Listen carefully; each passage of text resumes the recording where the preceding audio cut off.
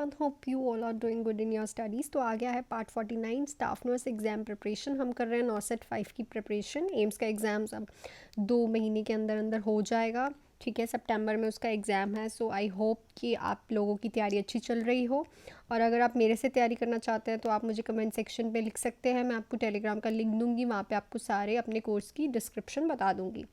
सो हम कर रहे हैं इम्यून सिस्टम। ऑलरेडी हम 4 सिस्टम कर चुके हैं, रेस्पिरेटरी, डाइजेस्टिव सिस्टम एंड हमारा रीनल सिस्टम, और अब हम कर रहे हैं इम्यून सिस्टम। तो अगर उसकी वीडियोस भी आपको जाके देखनी है तो देख सकते हो। 48 वीडियोस मैंने बना दी हुई हैं, most important and repeated question उनमें कराए हैं, तो आप वो जाके देख सकते हो।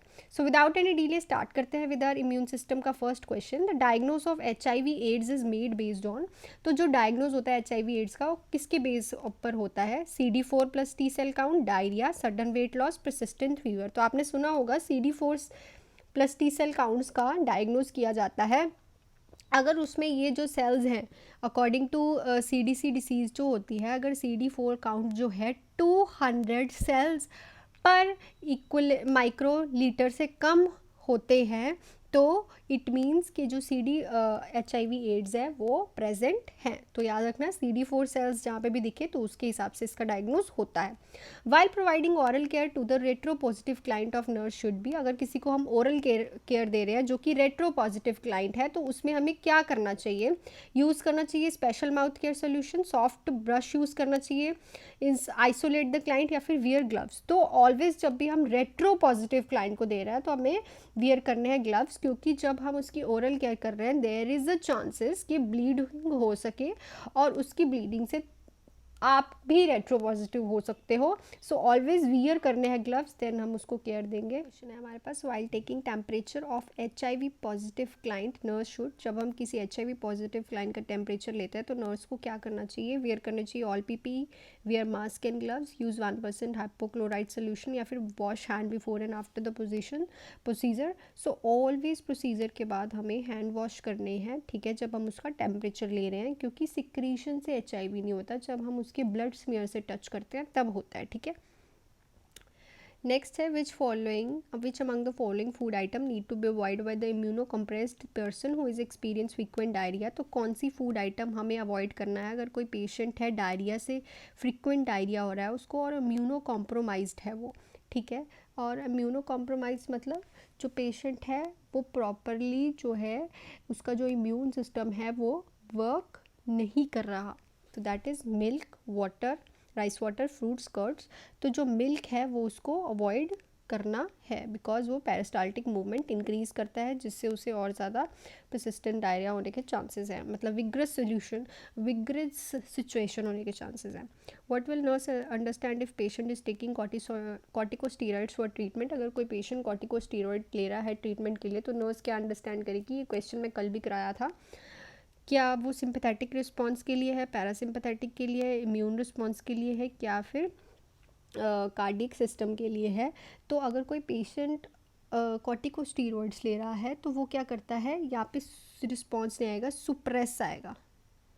तो वो क्या करता है, जो इम्यून सिस्टम है कॉर्टिकोस्टीरॉइड सुप्रेस करते हैं, ऐसे पेशेंट को इन्फेक्शन होने के चांसेस होते हैं। तो इसलिए इनमें इन्फेक्शन की केयर भी की जाती है कि कहीं उन्हें इन्फेक्शन ना हो जाए। नेक्स्ट क्वेश्चन पे चलते हैं। Following traumatic injury and infection, a patient is receiving high dose of corticosteroids and blood spectrum broad आएगा यहाँ पे, broad spectrum antibiotic the suspected condition is. तो एक ट्रॉमेटिक इंजरी हुई है, पेशेंट को इन्फेक्शन हुआ है जो कि हाई डोज ऑफ कॉर्टिकोस्टीरॉइड्स ले रहा है और ब्रॉड स्पेक्ट्रम एंटीबायोटिक्स ले रहा है।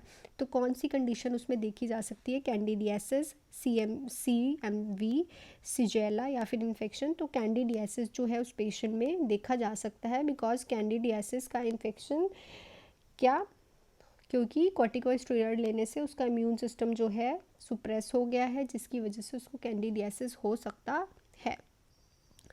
नेक्स्ट पे चलते हैं the clinical system of wasting syndrome in AIDS. तो वेस्टिंग सिंड्रोम्स में कौन कौन सा क्लिनिकल सिम्टम्स देखे जाते हैं? Involuntary weight loss, chronic diarrhoea, protein energy malnutrition, oesophageal कैंडिडस।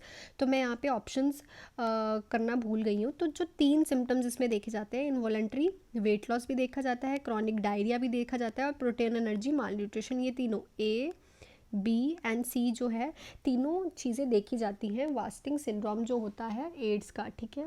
इसमें बहुत ज़्यादा एक्सट्रीम वेट लॉस होता है, ठीक है, माल न्यूट्रिशन होती है, प्रोटीन एनर्जी, फीवर होता है, that is not related to infection. तो जो ईसोफेगियल कैंडिडियासिस है ये अपॉर्चुनिटिस्टिक इन्फेक्शन है, ठीक है। चलते हैं, rapidly progressive dementia seen is, किसमें रैपिडली प्रोग्रेसिव डिमेंशिया देखा जाता है, मतलब जल्दी जल्दी, मतलब उसका जो डिमेंशिया फटाफट प्रोग्रेस कर रहा है, ठीक नहीं हो रहा, बिगड़ रहा है और ज़्यादा, एल्ज़ाइमर्स में, वास्कुलर डिमेंशिया में, एचआईवी डिमेंशिया में, पार्किंसंस डिसीज़ में तो देखा जाता है एचआईवी डिमेंशिया में, एचआईवी पेशेंट में रैपिडली प्रोग्रेसिव डिमेंशिया देखा जाता है।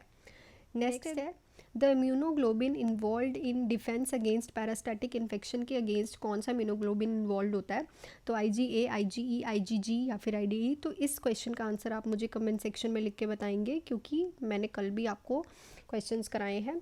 तो इस क्वेश्चन का बताना कि पैरासाइटिक इन्फेक्शन जिस पर्सन को होता है उसमें कौन सा इम्यूनोग्लोबिन इन्वॉल्व होता है डिफेंस करने के लिए, प्रोटेक्ट करने के लिए।